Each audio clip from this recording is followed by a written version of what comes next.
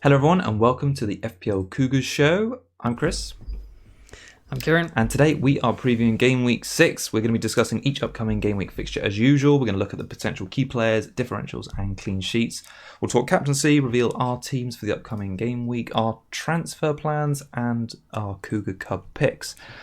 I should also say, for those of you who are perhaps new watching or listening on YouTube or SoundCloud, iTunes or Spotify, if you're not subscribed already, we're doing a show every week this season, just previewing the upcoming fixtures, and we're planning to do a few more smaller shows in the coming weeks. So if you haven't subscribed already, hit that button right now and join us for more juicy content. Okay, so let's get straight into the game week review. Kieran, we've got a few gripes this week. We've just been talking a little bit about FPL in general recently, but yeah, you're a bit unhappy coming out this weekend. Oh, just continued crap for my team, basically. Yeah, probably should have wildcarded because obviously this was the week for Kane and all that stuff, but yeah, didn't, held on. My transfer was going to be between Pulisic and Sterling. I went for the Pulisic and got the 50-50 wrong, which I've done a billion times this season, and yeah, just generally doing awfully. So yeah, 53 points -4, 1.5 million to 2.2 million, so another massive red arrow.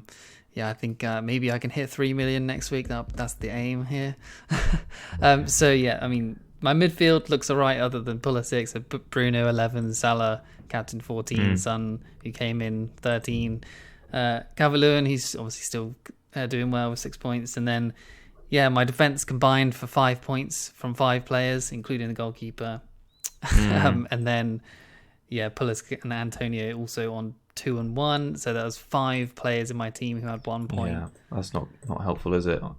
It's pretty bad right now. My transfers were so I did them early, obviously. I took out Werner because he wasn't doing well, so Werner went, who obviously got 16 points. He went to Antonio who got 1 point. Great. Good start. Podence out for who got 3, to Son who got 13. KDB who obviously got 0, to Pulisic who got 2. So it was 19 for the people who I transferred out versus 16 for the people I got in, -4 again, so which was 12 points. So a -7 points in my team if I had just done nothing at all. So, you've got to stop working those out because they're going to be so distressing. Because you surely know how many hits you've taken now so far this season. It's about -16. Oh gosh, and we're at game week 5.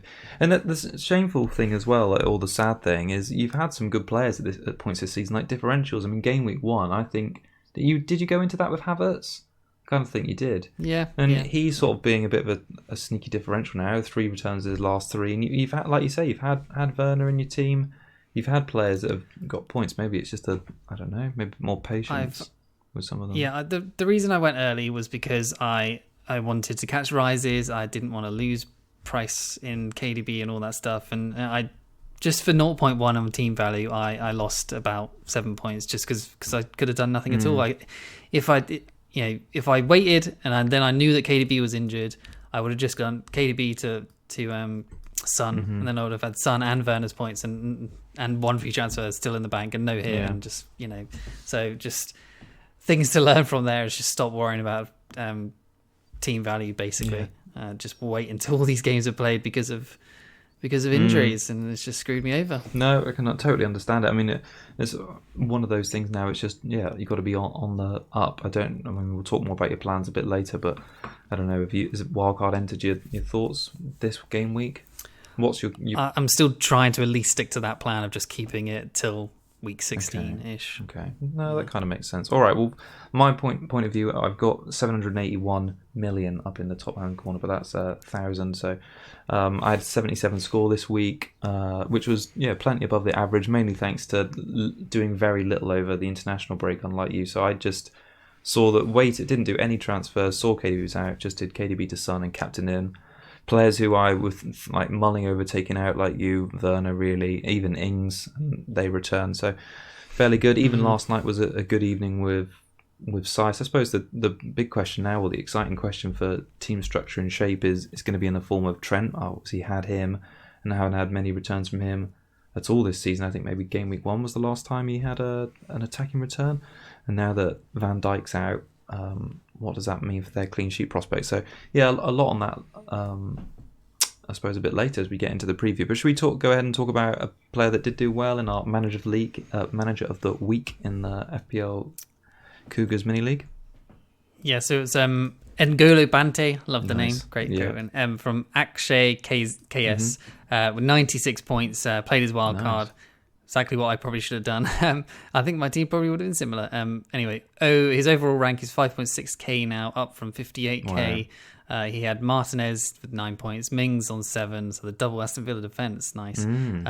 Dina on 7, Robbo 6, Son 13, J-Rod on 4, Salah 7, DCL 6, and then Kane captain with the 32. He had only had 2 blanks his whole team, which is Grealish and Wilson, who are 2 players who are obviously still really good.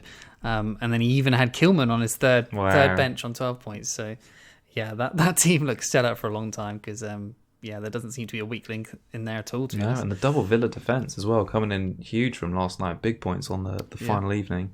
Yeah, very nice. All right, onto the Cubs. This is something you are doing well at. I ended up, obviously, I wanted to go with Pulisic. I ended up picking him in my team, so I had to go for my backup, which was Barkley.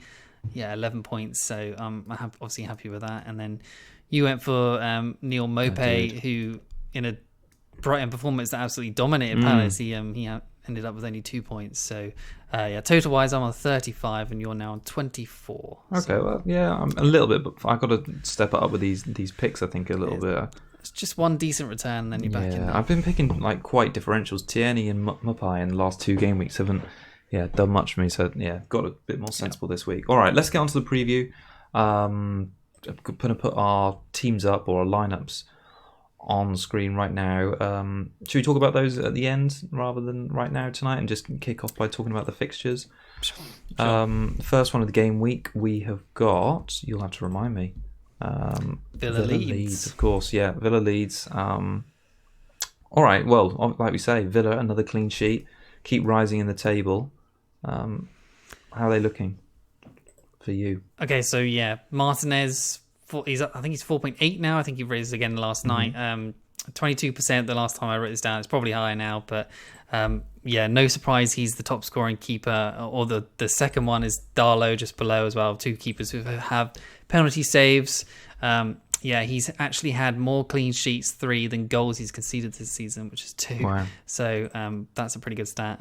He's had 3 clean sheets out of 4 so far, 6 and 5 saves in the last 2 matches. So he's guaranteeing at least 1 save point right now.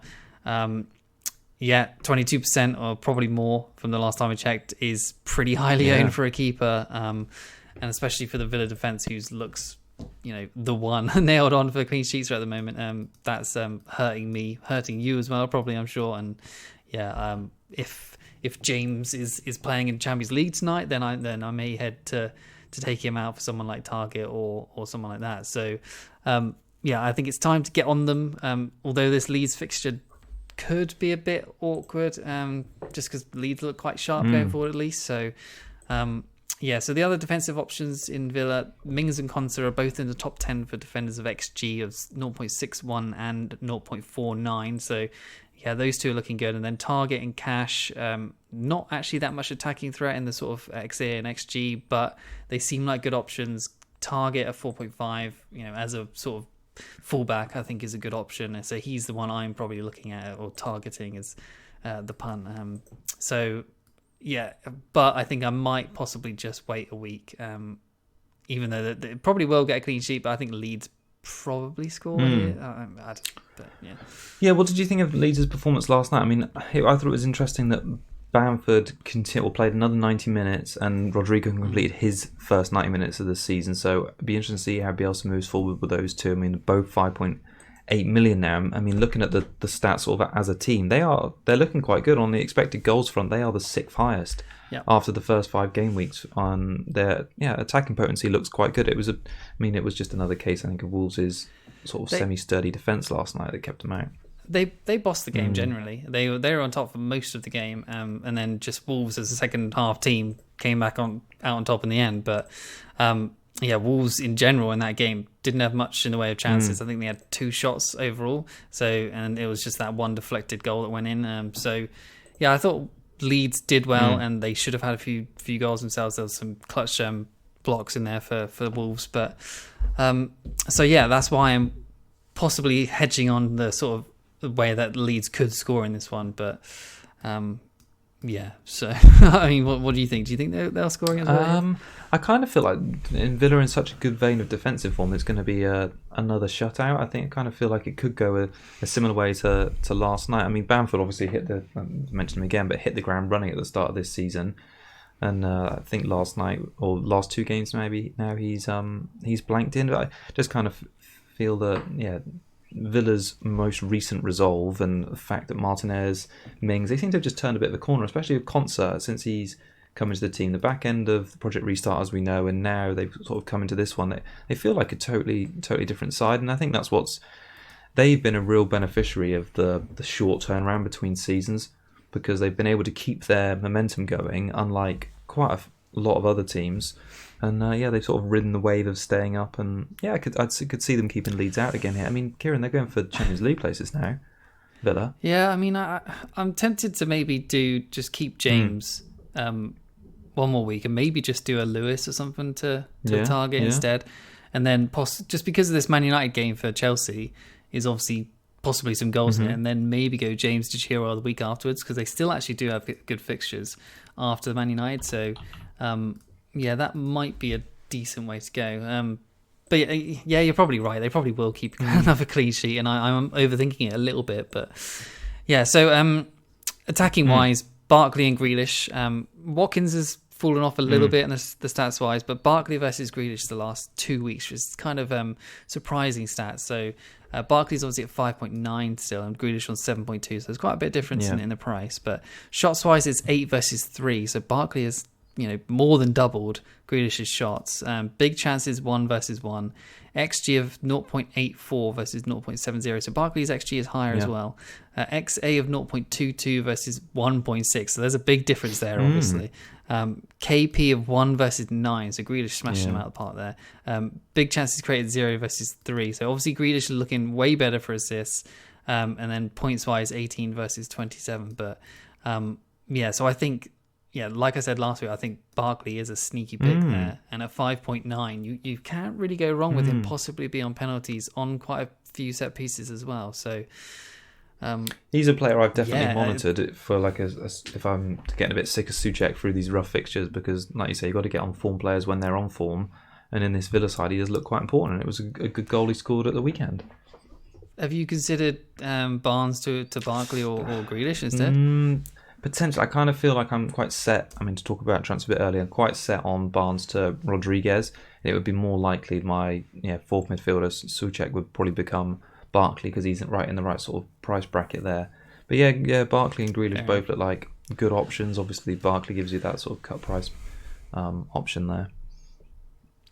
Yeah, and Mings and Martinez are actually the top scoring defender and goalkeeper in the game at the moment. So there you go, the Aston Villa defence. Yeah, all over it. Just on the lead side, but before we move on, just on the defensive side, just to say how unlucky really you've been owning Ayling, because he's had so many shots. It's just getting it's mad. Yeah. Looking at the expected points, so what Opta basically think they should have returned based on their chances.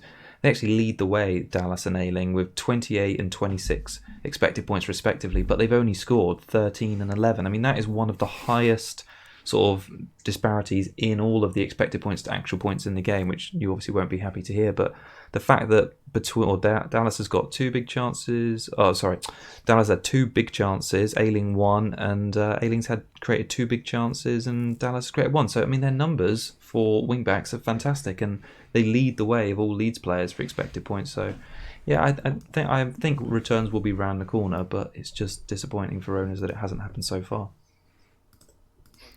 On paper, like, obviously this fixture sounds quite good for a clean sheet, but for considering Aston Villa's form, then I'm not so sure. I think their fixtures are okay, but like week 9 onwards, it's like Arsenal at home, Everton away, Chelsea away, West Ham at home. That 4 is pretty rough, but then the week after this they got Leicester at home, which is also kind of awkward. So maybe I could sell him instead of Lewis, because Lewis's fixtures are actually all right. So Yeah, I don't know. It's good. I'll leave you to ponder that one. Perhaps we'll move on and talk about West Ham, one of the form teams in the league, hosting Man City. Obviously, West Ham's incredible comeback against Spurs. I was saying to you over the weekend that it was one of the few games I was excited about watching. Turned on the Spurs West Ham game about the 20th minute, missed all their goals, and then turned it off about 10 minutes to go when they brought more on. I was like, this is game over now.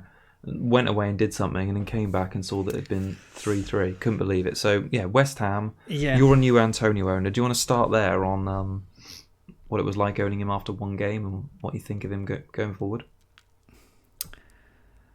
I'm a little bit indifferent on him. I think he looked a bit really not quite like himself. I suppose like he looked okay at points and then just kind of anonymous at others. So. And he got taken off as apparent injury, but apparently it's only just a precaution, and he just sort of felt something-ish, but it just precaution sounds like it could be fine and hopefully fit. And then Haller, I think, has picked up a knock in training as well, so he needs to play really. Yeah. And I think City's defensive setup has been so awkward at the moment, so strange and odd to predict. Well, who's even going to play that? I think Antonio on the break could be good for him in this game, and obviously City seem to keep conceding. Obviously they didn't last week, but they look like they can at any point. So I think this is the type of game where you think he's going to be terrible, but I think he could get a return, maybe too. Something like Adama Traore, like against City last year, just his pace on the break, and that's what it reminds me of for Antonio in this game. So he's had 6-2, 8-1 in the last 4 weeks. So a return is due hopefully this week. He's had XG of 2.49 and XA of 0.67, 13 shots, 12 in the box, which is good. 4 big chances, 5 key passes, but 0 big chances created. So, but his numbers are good. He's in the top 10 strikers for predicted points over the next 6 weeks. So I'm still happy to own as long as he's fit at least. So I guess we'll see in the next few weeks. Well, City have only kept 1 clean sheet this season and conceded 7 is the same against West Ham. So it's not like they come into this being really tight. I mean, they kept out, I'd say, a bit of a lacklustre Arsenal team at the weekend, but I could definitely see returns for Antonio. They've got a bit of a renewed confidence at West Ham, and that they're playing really well. And another team who are just going to be buoyed by their start to the season and 2 convincing victories, and then a really sort of well-deserved, I'd say, second half sort of fight back against Spurs. So. Should we talk about that goal a second? Yeah, goal of the season, Lanzini one. Possibly? Yeah, I liked it. I'm not sure about goal of the season. It's strange. It looks like he slices it. Well, so what? Yeah, I know. So what? I don't know. Something about it didn't look like really pure, but I love it. It's a great goal. But do you know what I mean? Because he's nearly getting tackled. And it's like he puts his ball. But anyway, it was an amazing goal, but maybe not goal of the season just yet for me. All right, we'll see come the end of the season. Yeah, on the Man City side of things, like I say, they're clean sheets or haven't been there this season. Like I say, just 1 and 7 conceded, same as West Ham. More surprising than that, really, is the expected goals. They're bang average at the moment. They're 9th sort of per appearance expected goals, which is really caught me out, that one. And it's a bit difficult one to judge. Obviously, we've had the first game now about Kevin this weekend against Arsenal, and their performance didn't really suffer for it. So when he's there, they were averaging 11 key passes per game. Without him this weekend, they actually managed more than that with 12. And in terms of the shots as well, they usually sort of average 16 per game of him in the team, and it was 13 this weekend. So there wasn't a huge drop off with Kevin missing. So. Yeah, it kind of makes me think maybe something more underlying there about how they're playing this season. Obviously, Sterling got the only goal against Arsenal. Again, for him, he's a really hard one to judge. I mean, he's got attacking points, right, in 3 of the last 4 appearances. So you'd say he's on form, but he's not in the top 20 players for shots in the box per appearance this season. So that's quite a sort of a worrying stat. If you were looking at him thinking, okay, he's a big premium player, I want to captain him. When you compare him, he's sort of $1 million more expensive than someone like Kane, who's got penalties, and now his numbers are insane. You sort of look at Sterling and thinking, where's the backing of the underlying numbers for him? Yeah, but I mean, this fixture looks pretty good considering Spurs managed to just put 3 on them. West Ham's expected goals conceded is still the best despite those 3 against Spurs. It is, I didn't mention that. 4.08, which was first. I suppose also worth mentioning on the Man City side, probably just to say Aguero, I don't think he's going to get any retrospective action for touching Sean Massey. I forget her extended name, but he had a quiet game back. I imagine he'll be played more in the league as you go on this season. The one shot off target and 3 key passes. It's rare to see Aguero so I don't know, as such a differential, 7%, 10.4 million. So maybe he'll show something, because after this they've got Sheffield United away, and that could be a good differential captaincy in that one. There was mention that Jesus isn't actually as far away from returning as everyone thought. So everyone thought it was going to be months, but apparently he's only like a couple of weeks away. Maybe Aguero's not as nailed on as people think might be. Well, that'll be good for just competition in the Man City side, though. Hopefully that'll G them up. Yeah. All right, should we move on to Fulham against Crystal Palace? One of the least exciting games of this game week, but yeah, hit me on the Fulham side. I mean, Lookman scored a good goal the weekend. Yeah, I mean, generally going forward, I think they look a lot better. I think they're actually making signings that make sense for their team for once, like especially from a couple of years ago where they just signed whoever the hell they could, basically. But now they're actually making signings that make sense. Ruben Loftus-Cheek and Lookman seem to be good. Combined with Mitrovic, that's a decent strike force that can trouble teams. So, I mean, their XG is 5.73, which is not too bad with 4 scored. So, I mean, their fixtures are still okay. Crystal Palace, West Brom at home, and the next 2, West Ham United away, Everton at home, then Leicester away. Those are okay. Lookman only 0.1% owned, so 5 million. He's uber differential at the moment. 3 shots. This is against who do they play again? I'm completely blanking. Sheffield United this weekend. Sheffield United, 3 shots against Sheffield United. XG of 0.34, XA of 0.61, 4 key passes, 1 big chance created, 11 points. So that's pretty good for just one game. And then Mitrovic, still 5.9 million. On another day, he's hauling in that game. Second in the league for shots with 20. Wow. Only 3 behind Kane of 20 on 23. XG of 3.09, XA of 0.99, 4 big chances, 3 key passes, 1 big chance created. So he is Fulham's Kane, basically. So I think if you own Mitrovic, you keep for the next 3 at least, and he's gonna tick along. Everything goes for him. So I think you'd be happy to own a few of him right now. So because they look better, and the stats are there, just showing that he is having a better quality of chances too. So maybe it's just a matter of time.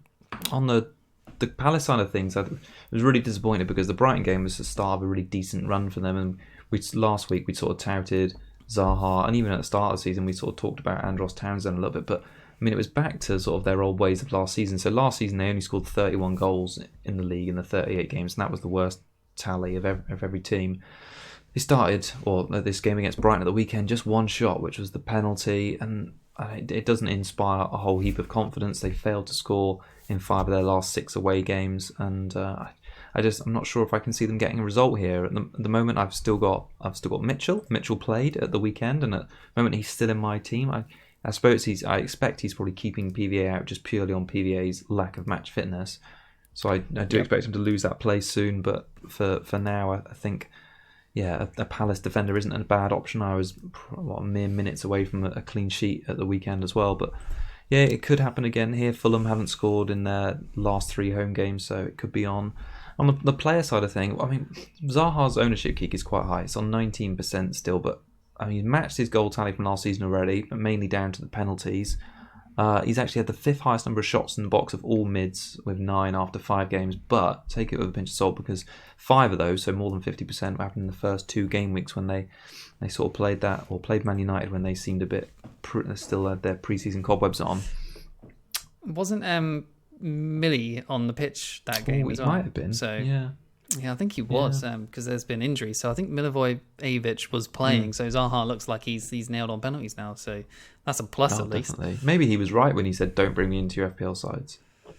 But he has returned, and after we compared them last week and said about Zaha, Barnes, and Grealish, he was the one that turned up this game week. So I think for their good run, you got to look at the defense rather than the attack. Like Zaha, he's 7.2 million, but there's better options in like Grealish and Barkley and stuff like that. So look at the defense because their defense is usually pretty good. They conceded 20 shots last week, so not ideal, but they only conceded It was such a fluff. They conceded one. Yeah, so, and it was such a fluffer as well, wasn't it? It's like a botched little clearance, and then it fell to someone, and it was like deflected in. So, yeah, they can, despite the shots, I think they can consider themselves unlucky they didn't get the clean sheet there. Yeah, I'm tempted. I was, because I was looking at someone for James out. I was tempted by Cahill, someone like that. Maybe even a Ward. Ward seems nailed at the moment. So, but Cahill at 4.5 could be maybe stick him in every week. Like, why not? Like at this point. So yeah. All right, should we move on to one of the big games of the weekend? Man United against Chelsea. United come into this after leaving it late, but thrashing Newcastle at the weekend, and Chelsea, of course, dropping points at home to Southampton, and Frank Lampard sort of being criticised a little bit again for his lack of defensive structure, and Kepa just being Kepa again. Well, I mean, Ollie gets it worse compared to Chelsea, who've pretty much had a sort of same sort of start of the season as United have, but not United XGC 9.54, which is 20th overall with 12 conceded. I mean, that's worse than West Brom and Fulham. Is just like, what? I mean, that's really, really bad. I mean, they've played one game less as well, haven't they? So, shocking. What do you put that down to, do you think? Just no form in the defence at all. De Gea's not looked great. Obviously, he had one good save last week. Shaw's been absolutely awful. Maguire's been off form. Bailly and Lindelof haven't been good. Wan-Bissaka's not been on form either. So, just not on form. No confidence, I suppose. But fun fact about Luke Shaw, he's actually played every minute in the league so far, and he's actually on a massive 0 FPL points. So, how he's managed that is just beyond me. But that's 4 games worth of minutes in his bag and his 0 FPL points. Shocker.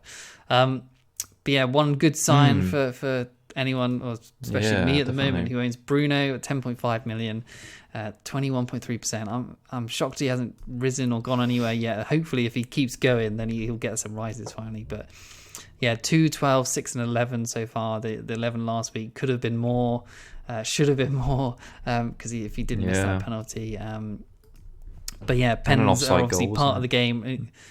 Yes, and he got 3 bonus despite the penalty miss as well. So, Game Week 5 versus Brighton, he had an XG of 1.07, an XA of 0.7, 3 shots, 1 big pass, 6 key passes, 1 big chance created, and 1 goal, 1 assist. So, only KDB and Grealish have more key passes so far this season. He's top 10 for shots. He's the 4th highest scorer in mid so far without any sort of major hauls like Son and Grealish. So consistency with Bruno, I think, is doing pretty well. And obviously he has still only played 1 game less. True.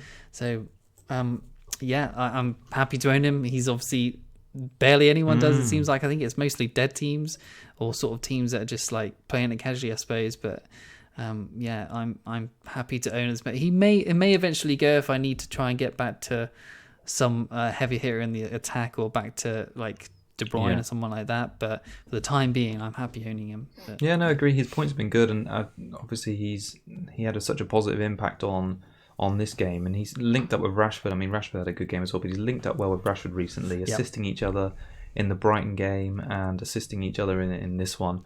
He doesn't. I mean, I sort of was bemoaning the fact last week that he hadn't had many touches or shots in the box, and I was a bit put off. But when you see him have such a rounded performance like he did against Newcastle, you just think, I need the guy in my team. I think at the moment for me, he's a little bit out of my structure. At the moment, I'm sort of going with 2 premiums in midfield, and at the moment, Salah and Son are probably just slightly ahead of him. But he is looking like again now a really good option. Over on the Chelsea side of things, I think they're gonna make this game really interesting. So they've conceded 2 goals, or at least 2 goals, in 5 of the last 6 away games, and they've scored 3 in their last 3 away. And I kind of feel like it's going to be another game like the Southampton one. It's going to be back and forth. United trying to hit them on the counter attack, and United will have as many chances as Southampton will, and I'm sure they'll take them and maybe more. I think it could be another really high scoring game. I did watch the Chelsea game and I enjoyed it, and it's funny, I'm going to start by mentioning Chilwell just because, which is strange really considering how bad their defence has been, but I just think he's looked so convincing. So he looks like better player at Chelsea, just more confidence on the ball, smarter runs, better ball, or seems like a better end product. He's had obviously 3 attacking returns in 2 games now. He's on the corners. He's in direct set pieces. I think there's a lot to like from an attacking point of view. It's such a shame that Chelsea defence is pretty woeful, because if they're going to be conceding 2 or more and getting that -1 point. Well, they didn't have Silva. They didn't have Mendy. Yeah. That second wouldn't be conceded because Kepa screwed up. So there's those factors to it. Totally agree with that point. I think he's a good option as well. I mean, 7 key passes in 4 games is the 5th highest, and all the ones in front of him have all played a game more. So I do think this season could be a really good one for him. At 5.7 as well, he seems like a cut price. I mean, I'm not sure about taking Trent out just yet, but if it comes to that, if I'm not keen on Liverpool's defence and Trent's not delivering the attacking goods I want, I think Chilwell's quite a nice, tidy price and player, really.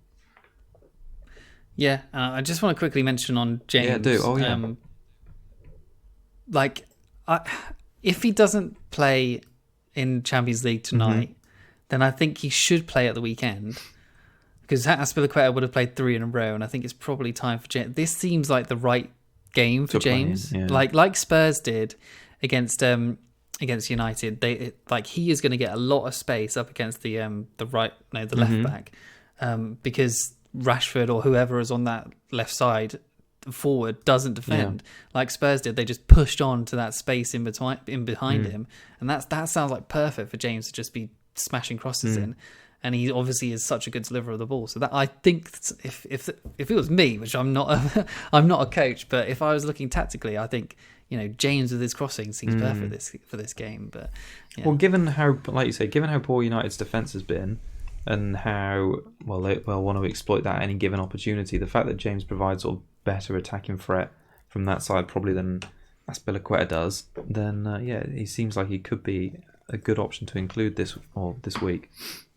What about Werner then? He's down at 9.3, 20% ownership. He might go back up again this week. He's obviously made up for his slow starts to the season with that big haul. Did you think Pulisic coming back in made that difference for him, so he could play centrally? Yeah, it must have done. I mean, he wouldn't have been in those chances for those goals otherwise. So yeah, the change of tactics, which we all knew needed to happen for him to start doing well, is happened. And yeah, hindsight, I should never have sold, but I think I'm happy with Pulisic at least. Like, he looks like he nearly got a couple of assists, assisting the assister a little bit with the James Rodriguez sort of style, even though J-Rod is doing well, obviously. But yeah, I'm kind of happy. I think he didn't do a lot, but I still think he could have got a few returns. So hopefully it's just it falls to him next time, and Pulisic can get the goals. But the least stubborn thing for me to do would just be to do Pulisic straight back to Sterling, someone like that this week. But at the same time, I think Chelsea's fixtures are decent after United, and obviously there's probably goals in this game for Chelsea anyway. So I think there's big goals in this game. I think there could be another Werner Hall in this one. I really do. I think they're going to get some big chances. So yeah, keep an eye on that. And just finally to shout out Havertz, because it was the first time I watched a full game of Chelsea, and I got to say I quite like him. Obviously he had that really slow start to the season, 2-1 in his first game, and subbed off early, but he's returned steadily since then. 5, 6 and 7. His underlying numbers aren't great, so he's had an expected points of 18 and he has 21, so he is overperforming. But I've got to say, on terms of the eye test, he's in the right positions, and he's sort of linking up the play well, and he's getting in the box for the odd chance. So I do think, maybe a bit like Sterling's numbers, he is going to be taking advantage of very few moments. So yeah, I think he's one to watch for me. He's 8.5 million, is quite expensive, but I do like him. Such a nonchalant finish as well. Just didn't look like he cared at all, and just looks so easy. And I kind of like that about him. Like he's so effortlessly good. Yeah, he is. I think he was a bit. I mean, he's going to take some time, obviously, to warm up to the league, because he got dispossessed, didn't he, for that first Ings goal, which sort of got them back into it. But I think once he bulks up a little bit, I mean, he's almost like, he sort of moves a little bit like David Silva moved. I mean, it's a bit of a stretch to compare them, but he can just turn so quickly, and I think our time in the league, he'll get used to the speed of it, and I do think he'll be a top player. It's so tempted to wildcard for after this week and get triple triple Chelsea for that Burnley away game. That seems pretty nice. Guaranteed. The next 3 seem great. Like, if honestly, you do that, it's a guaranteed Burnley shutout in that game. Oh yeah, because Pope's back to his back. He's back, back to his big points. Right, Sky Sports box office. Saturday night, Liverpool, Sheffield United. Well, should we start by just talking about Van Dijk, because we think he looks like he's going to be out for the season, don't we? That was the sort of word on Sunday. Obviously, their defence hadn't been great in the couple of games before that, and we sort of said in pre-season they looked a bit suspect. How do you view the Liverpool backline with that news? I mean, for this game at least, I think it's still probably a clean sheet, because Sheffield United look awful. But past that, who knows? I don't think I'm ready to sell Trent yet. I mean, I've got some numbers here. So Robbo versus Trent, I mean, it's goals 1 versus 0, obviously, but assists is level 1 each. Shots is 4 versus 9. So Trent's got way more shots than him. Big chances 2 versus 0 because open play, Robbo. Key passes 7 versus 7. So again, they're equal there. Big chances created 2 versus 2. The XG is higher for Robbo. XA is basically even at 1.18 and 1.08. And the points is only 21 versus 14. So honestly, I think, like, despite how Robbo looks on the pitch, like the stats wise aren't really saying that Robbo is massively on top. And there's always a pop-off game for Trent around the corner. And I think possibly people are trying to forget about him now. And if people get rid of him, or he might even get forgotten on the pitch too, because Robbo is the one getting forward so much more. That might start to lead to Trent getting open more. So, someone mentioned it today on Twitter of Trent captain. I don't think it's the worst shout this week. He nearly scored with that free kick last week. I mean, he's getting closer. So there's a goal around the corner, and there's surely a clean sheet in this one, because I think Matip is injured as well. Maybe I don't know if that was true, but if he is, then Matip and Gomez I think can be fine. And then Adrian's still an issue, I suppose, but I think there's a clean sheet here, and there's points for Trent at least this week, I hope. Do you know what? As soon as you said Trent captain, I had flashbacks to last season where I was doing badly towards the end of the season. It must have been around game week 20 something, and I was taking some differential risks on captain, and Liverpool playing at home against someone, and I thought I'd captain Trent rather than Salah, and I just remember Salah must have got 2 goals in it, and I think Trent just got the clean sheet. And I think, but maybe, like, I know you're probably not serious about it, but just a word of warning. Even this early in the season, I think Salah just has that higher ceiling at home. Yeah, I'm not going to do it, but I think it is like at my rank, like 2.2 million. Yeah, but if it went, why not? Yeah, that's exactly what I thought though. If it went, and if it went wrong, it's only going to be, or it did, it just went worse. So yeah. Yeah, you probably want to captain the big hitters that are least captain that week, possibly, because they're still a big hitter. Exactly. That's what makes sense. But yeah, Salah seems like the obvious captain this week. So I mean, I may as well talk about him. Yeah. So 12.3 million. He's risen 3 times. Mr. Consistent as usual. 23, 5, 13, and 7. Is 1 blank. He's still got that CS point. So nearly 50% selected by. So. Yeah, he's gone up a lot recently. He was around 37-ish before, but he's gone back up. So, don't captain your Pero, I suppose, at this point. But yeah, stats-wise versus Mane, this is quite interesting as well. So I think this is a case for both of them at this point. Shots-wise, it's Salah first versus Mane, 16 versus 12. So Salah's on top there, but big chances, 2 versus 7. Wow. 7 for Mane is massive. XG of 2.06 versus 3.38. So that's huge difference in XG for Mane as well. Big chances created 4 versus 1. So Salah's he's apparently greedy usually, but apparently not this season. So XA of 2.38 versus 0.93. So yeah, the XA is all expected assists and all that stuff is all in Salah's favour. XG and all that stuff is in Mane's favour, but. Yeah, goals 3 versus 4, assists 1 versus 0. The points are just 28 versus 29. So I think a shout for both of them is there because they have okay fixtures coming up at least. So the Sheffield United and West Ham United at home in the next 2. I feel that's pretty good. Man City, I don't think is like we've seen there could be goals in those games, and Leicester at home seems like could be goals. Brighton away, I quite like that double up. And maybe you sell Robbo or Trent to afford that. Seems You quite good. really surprised me about the Mane numbers. I didn't realise they were so high. He's having a good start to the season. And the point, like you said, and he's missed one game. And the points are really similar. No, that's really one to keep an eye on. I think this will be a good game to gauge it as well, because on the Sheffield United side of things, they're just really little to say on them. They've had such a poor start to the season. They've got rotten fixtures coming up: Liverpool, Man City, and Chelsea. The next 3 rotten form as well. So they've lost 6 of their last 7 now. They've only scored 2 goals in the league so far, which is the least. And really none of their players have stood out. I've had Ramsdale from the start, and it's been such a disappointment because I thought they'd sort of have the sort of defensive resilience they had last season. He'd be white. I convinced you of that, didn't I? You did, and and it wasn't a bad thing, because you kind of look at their history and think, well, they haven't really changed their team around too much. It's literally just Henderson Henderson out, Ramsdale in.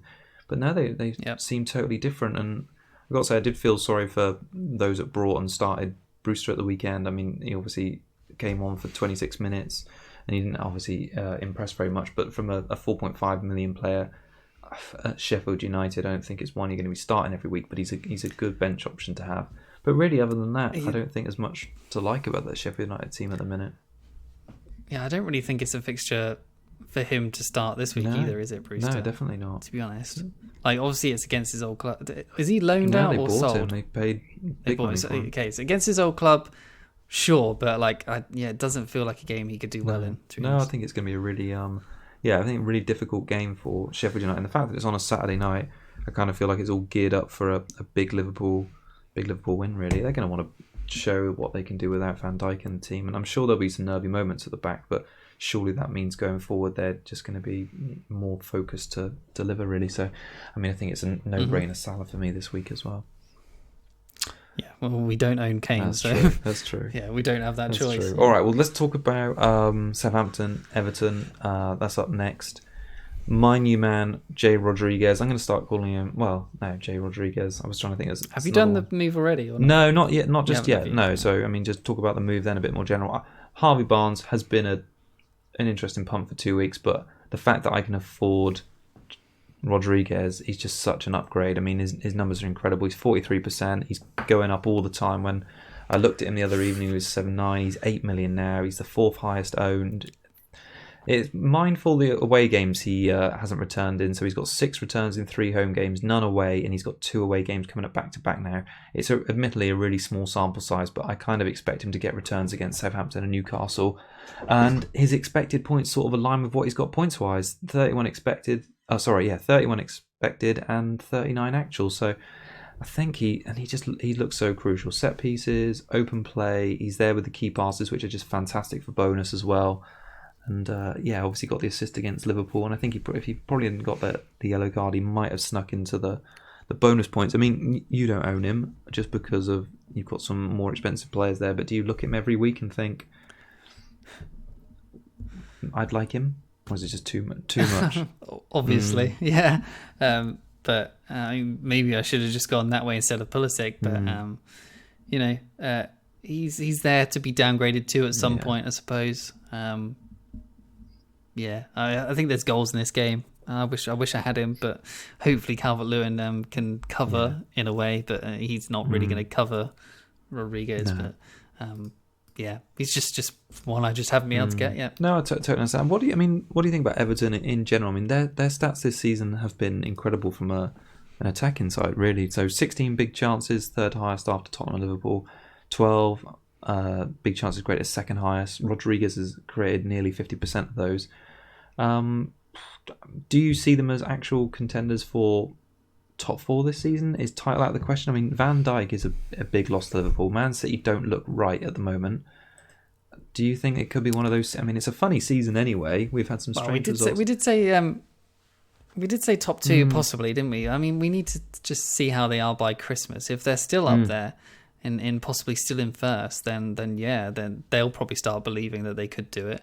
And I think everyone else probably should start believing that they could do it. So, I don't see why not. They still have good fixtures, and I think they have the attacking potential to outscore any team at this point. Yeah. So, yeah. Well, I think they've got one of their... Well, facing Liverpool and not losing was such a big thing for them this week, and I think that's going to spur them on. All right, on the Southampton side of things, Ingsy, Mr. Reliable, but Che Adams had a good game as well, didn't he?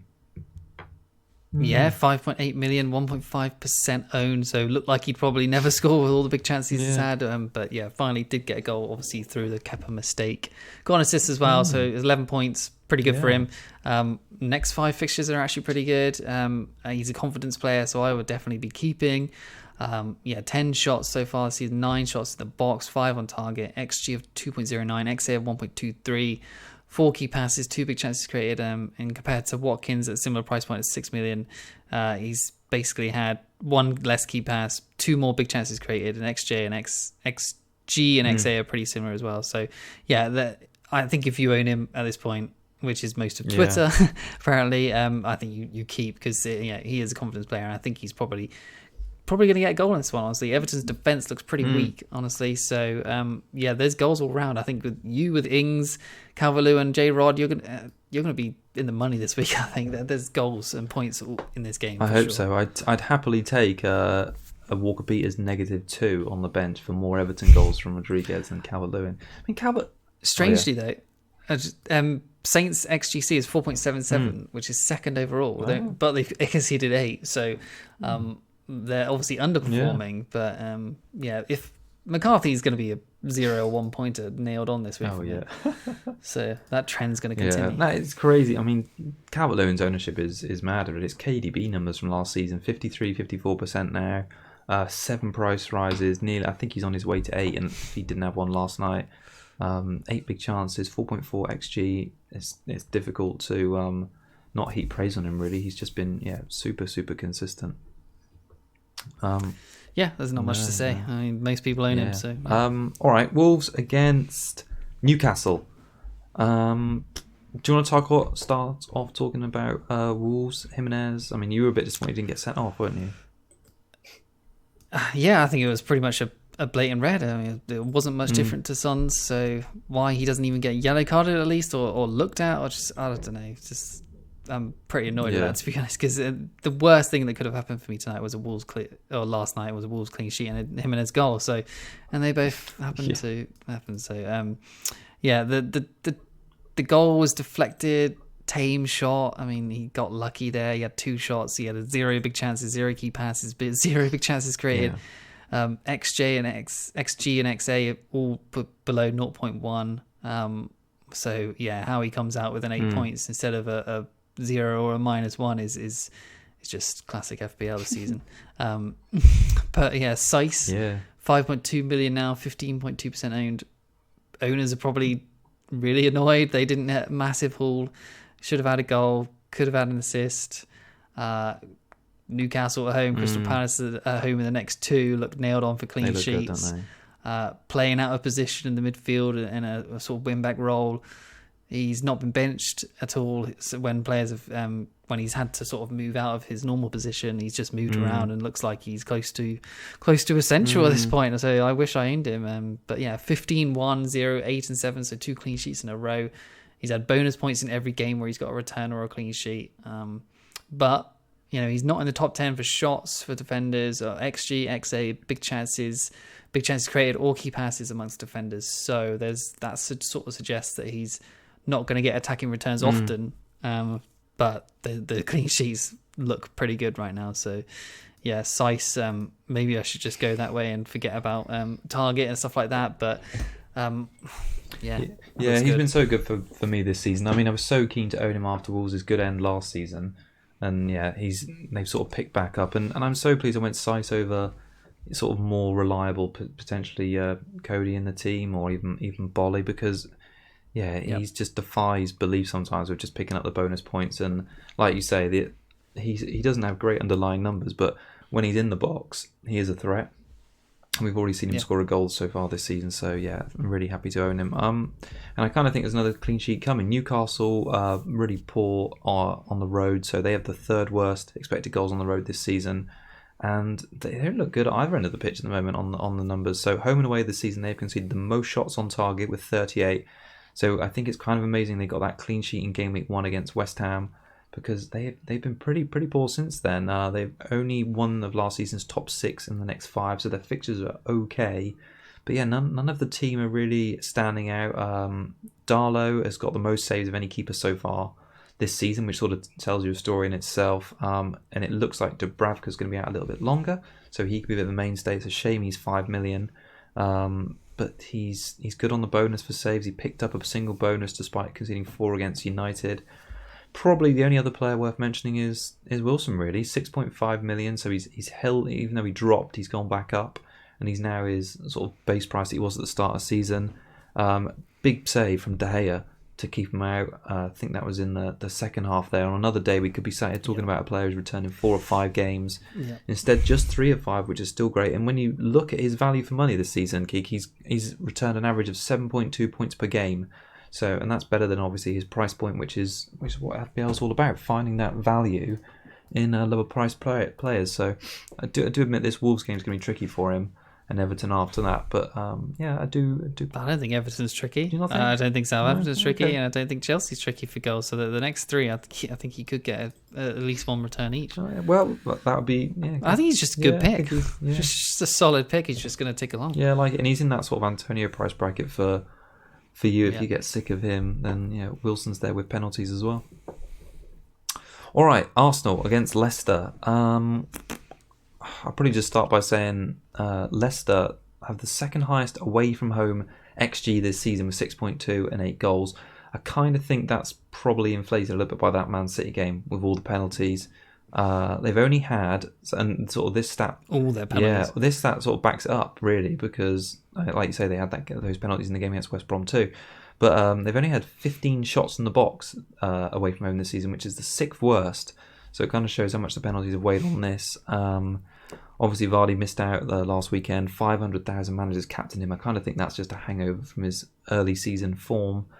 And yeah, it was a bit disappointed with their performance against Villa. They do look such a weaker side without Vardy leading the line. I don't think that front line of Barnes, Perez and Iheanacho really gets me excited. And it's difficult to sort of big up any of their front 3 assets at the moment. Barnes was the one I've had in my team for 2 games now. He's sort of 7.1 million now. He's been great on the numbers. 13 shots in the box this season, which is the 7th best of all players. Although only one of those has been a big chance, and an XG of just 1.6 is far worse than all 6 in front of him. So the fact that he's getting in the box and having these shots is all well and good. But like we've discussed before, he's just not clinical or accurate enough to warrant investment, sadly. And I think that was his last game for me against Villa, and I'm going to move to Rodriguez this weekend. Yeah, and I think I'm actually starting Justin against Arsenal away rather than Lewis against Wolves away. Even though Wolves' XG has been pretty bad, and like Newcastle's defence has been far worse, and Leicester's defence is okay. They were very unlucky at 90-minute wipeout again last week. So just like Mitchell, wasn't it? So. Yeah, I mean, XG is for Arsenal, I suppose. Their XG is 4.68 of 5 goals scored, and Aubameyang, he's had 3 shots for 4 weeks. They look like a side that isn't scoring much at this point. They look like a more defensive team in general. They've got wing backs. They're playing like defensive-minded midfielders as well. Partey to come in, who's defensive. Xhaka and Ceballos are both defensive as well.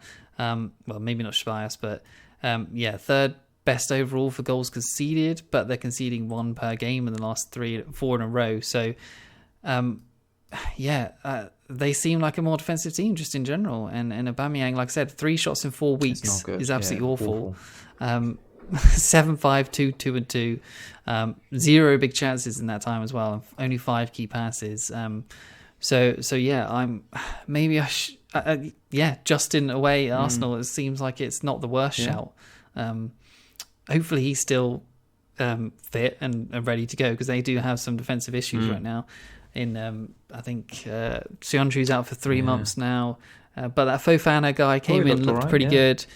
Evans still there, and then Castagna on the other side. So I'm hopeful at least that he can play this game and then maybe move him on. But yeah, it seems like there's a chance for clean sheet there rather than Wolves, Newcastle, Lewis away at Wolves. So what do you think to that? Do you think that's the right call? It's a difficult one. It's a really 50-50. I mean, I was looking at your team while you were talking and just thinking, what about Bissouma? Because he's had a few shots recently. He's been getting forward. I suppose it might be a bit less risky. But then, looking at Arsenal's defensive side, attacking threat, and it's a bit like Wolves. Really, it's not blown me away. Why do you think Aubameyang's had such a strange sort of start to the season? Because he ended quite well, and he scored some important goals, but he's really struggling. Yeah, like I said, possibly just its mindset of tactics of just trying to be more defensive as a team, concede less goals. He's just stuck on the wide left, and Pepe even played false nine last week instead of him, and he's still on the left. And Lacazette or Nketiah didn't play, so he was still on the left. So, I think he's just a non-asset for the time being, unfortunately. So, I mean, he can't be happy about that, can he? I mean, surely he wants to play through the middle and try and. He loves scoring goals, but, well, maybe he does like playing. Yeah. Strange one. All right. Should we talk about Brighton against West Brom? I suppose we have to. Yeah, we do.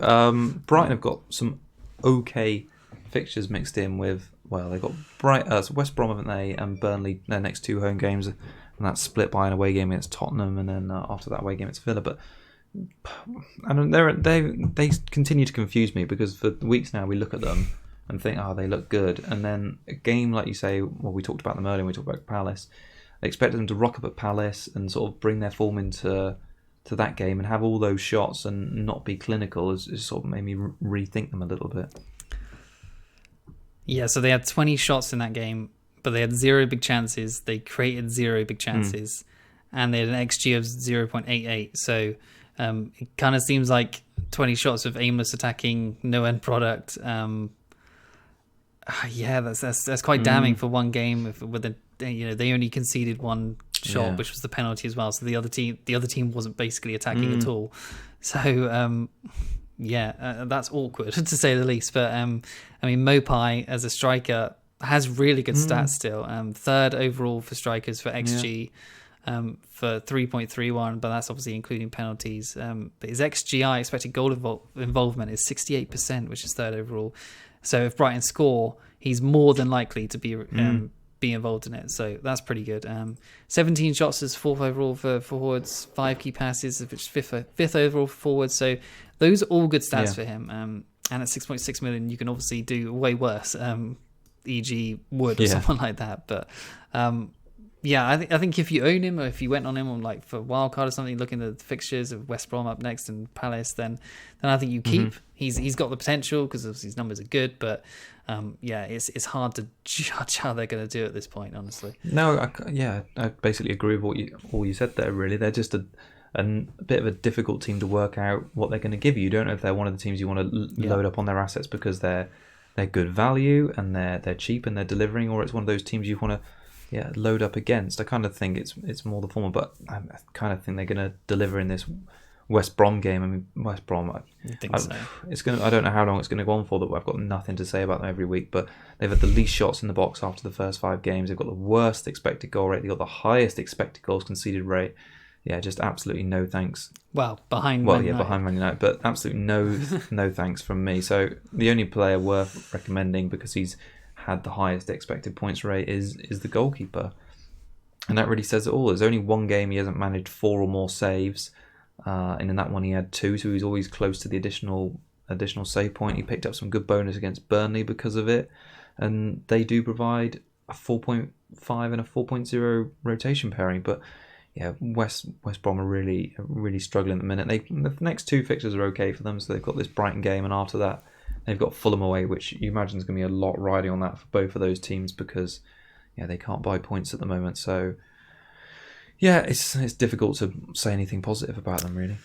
Let's just move on. All right, final game of the game week. Burnley host kind of informed Spurs. You talked at the start of the show about wildcarding in Kane and Son. Kane's up to 32% ownership now. Son 47%. Is it too late for either or to get Kane in for you? What do you think about him now? Honestly, I think I've missed the boat. I've got other things I need to do. I'm not wildcarding yet, so there isn't any way for me to get him without another hit, and I just have to stop taking hits. So unfortunately, he just has to. I have to hope he blanks every week and just pray for blanks. Yeah, I mean, his form has been incredible. So after that opening day blank against Everton, he's got 60 points now. Son is, of course, second. This is overall with 58, but 12 points per game average over the season. 16 shots in the box for Kane is the third highest. The most impressive one really is these 7 big chances created. So that's the most of all players, which is insane given he's playing both the number 9 and 10 role basically. And that's 2 more than next best James Rodriguez. So Kane's doing both, and he's looking good doing it. I kind of think at 10.7 as well, he's offering great value. Not really had pens either. No, he hasn't. And before this game week, I was thinking, Son and Kane is a bit too much money invested in a Tottenham front line we don't know too much about. But yeah, they did it again, and they sort of buffed the idea that they can only perform on the road when there's space to run in behind, really. So yeah, I look at them and think, well, maybe I should be on Kane as well. Difficult. I'm expecting them to be a little bit more challenged this week. What, honestly. They're challenged defensively or challenged for their offense? Sort of attacking their offense, yeah. Because I mean, Burnley obviously haven't looked good, but I'm hoping Burnley can get back to old last season Burnley and keep a clean sheet or something. Son blanking probably wouldn't be bad for me because I'm not captaining him, and he's 47% owned. So even Kane, I think it's hard to say if you own him, you don't captain him. You probably should because of how good he's looked. But yeah, Burnley XGC 5.29, 8 conceded. So they're underperforming. Hopefully they could start getting it on top of this week. I mean, Pope, last year's man, especially for you. 5.5 million this season is obviously big increase. But yeah, 1, 2, 1 and 11 in their 4 fixtures so far. Back to his 11-pointer last night with 6 saves. Yeah. But 6 saves versus West Brom doesn't exactly show confidence in that defence. So I think they need Ben Mee back quite badly. Another one to mention is Chris Wood, 6.4 million, 1.5% owned, missed an absolute sitter for his standards against West Brom. Whole team looks a little bit disjointed. There's not much creativity in there at the moment. Watkins, Adams, Mopo, Wilson, Mitro, all with better numbers around Wood's price. So I think you just avoid Burnley in general at the moment. I mean, Taylor, you could probably, some people had him from the start. I think Taylor's done all right to keep 1 clean sheet last week, but you're not expecting it this week, that's for sure. What do you think about their prospect, or sort of Spurs' prospects of keeping a first clean sheet so far this season? I mean, they're pretty middle of the road defensively. XGC of 6.8 and 8 conceded, no clean sheets. Do you think they can keep Burnley out? I kind of feel like this is another banana skin for them. You'd expect so. On paper, you'd think the yes, but I'm hoping not. Let's just say that. I mean, but no, most people had Doherty, who's now not really in the team. Most people had Dyer, who's now injured. So the defensive assets that are actually playing, most people don't own anyway. So it probably wouldn't hurt your rank even if they do get one. I thought it was really interesting that Mourinho came out and said they're not strong enough psychologically, which again is pretty damning after performance. They look great going forward, Spurs, and Bale's introduction obviously back could have scored as well. He looks bad. You say he looked bad? I thought he looked. Did you think? Yeah, I thought his finishing was absolutely awful. His free kick was absolutely woeful.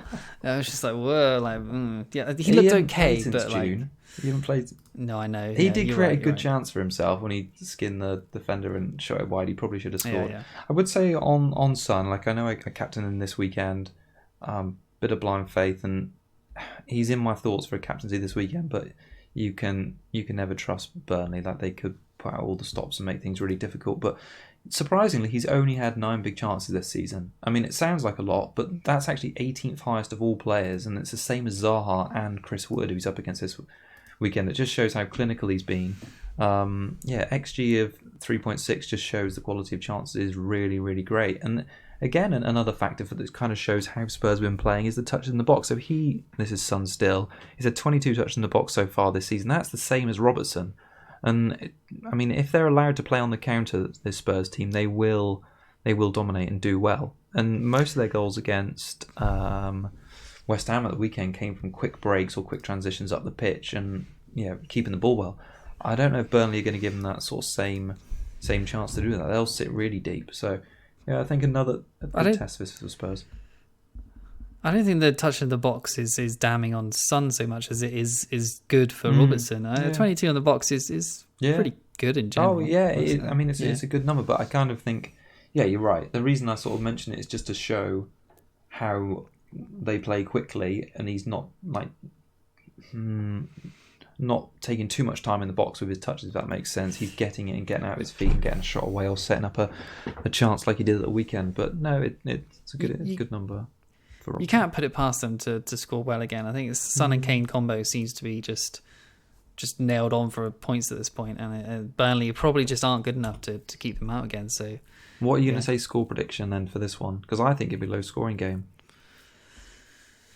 I'll say a 2-1 Spurs. Let's go for that. I'll but probably Son and Kane assisting for both, so they'll probably talk again. I'm gonna say they only score 1 goal this weekend. We'll leave it at that. All right. That wraps up the preview. I think we've pretty much gone over what we're going to do, haven't we? Have you talked about your transfer? I don't think if you have. Yes, I just saw on Twitter that James is actually starting for Chelsea tonight. So that's not good. So it means I'm either going to have to bench him or get rid of him, I think. So that's that one. At this point, maybe I just bench him for Basuma. That sounds awful, but yeah, I don't know if 2 free transfers is more useful, because maybe I should just not overthink the target move, and just, if you think Leeds are not going to score, then that makes sense as well. So, but I do want to eventually just try and get away from maybe I just take a punt on Kilman for 1 week, and I can just have him as a bench option going forward, and then finally get to a 3 in forwards. That sounds all right. Yeah, it's difficult to get out of the 4-4-2. I was quite keen to do it after I think that's the problem with just the premiums in midfield. You don't really, once you've got those, you feel so reluctant. I don't want to sell exactly. them. You feel so reluctant to sell any of them, and then you're like, how do you move the funds around? I think that's the exact problem I had last year. Well, I've said it a few times. I'm going to do Barnes to Rodriguez, nice and simple, and I'm going to leave the captaincy on Salah. I might move. I'm probably going to move the vice captaincy. I'm going to move off Son to one of the Everton players, and but I'm fully sure that Salah's going to start. Yeah, I might vice Fernandes, Bruno, because I think he's going to have another good game. Well, who are you going to go for on your Cougar Cub pick then? Okay, so yeah, I had originally thought about Bale, but I think I'm going to have him as my backup. Right. But I'm going to go for Aguero. 1.8%. I like that one a lot. All right, I'm going to be a little bit boring and double down on Mapai, because they've got West Brom this weekend, and kind of wanted him to do it last week, and I know I said I wasn't going to pick a risky pick again. Yeah, that's what I was going to say. I thought you were going to go a bit more obvious. But I kind of feel like he's going to deliver in this one. Maybe last week's game was just a bit tough, but West Brom are pants, and he has a decent bit of form. So, yeah, I mean, Mopal plays. You probably won't need a backup. No, exactly. Who's your backup going to be? Because you never know with Aguero, do you? Bale. You're going to pick Bale as your backup. All right, I'll be really raunchy, and that could be. I'll pick Lookman as my backup because I'm that confident Mopai's going to play. Oh my god! Yes. All right, going for the big differential points. Cool. Is there anything else? And both Salah captain, both Salah captain, yeah. Maybe triple if we're feeling juicy on Saturday morning. No, not really. That juicy. We got a double game week coming up. We got a plan for in December, maybe. We'll see about that. Right, that wraps it up, I think, for this game week. Thanks everyone for sticking around, and if you haven't already, make sure you subscribe. We'll be back this time next week with the Game Week 7 preview. Blimey. All right. Goodbye from me, everyone. Yeah, cheers everyone. Good luck.